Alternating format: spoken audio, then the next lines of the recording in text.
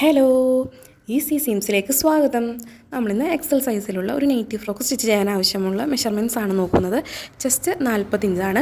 Full length വരുന്നത് 44 മുതൽ 46 inch വരെ നമ്മുടെ സൈസിനനുസരിച്ച് നമുക്ക് എടുക്കാവുന്നതാണ്.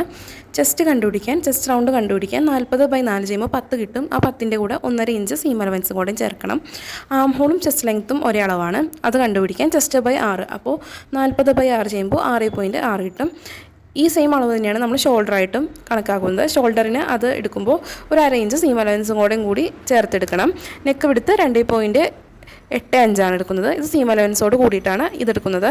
നെക്ക് ഡെപ്ത്ത് 5ഉം വേസ്റ്റ് 36 മുതൽ 38 ഇഞ്ച് വരെ എടുക്കാം. ഹിപ്പ് 44 ഇഞ്ചും. വേസ്റ്റിൻ്റെ ഹിപ്പിൻ്റെ എല്ലാ അളവുകൾ നമ്മുടെ സൈസിനനുസരിച്ച് മാറാവുന്നതാണ്.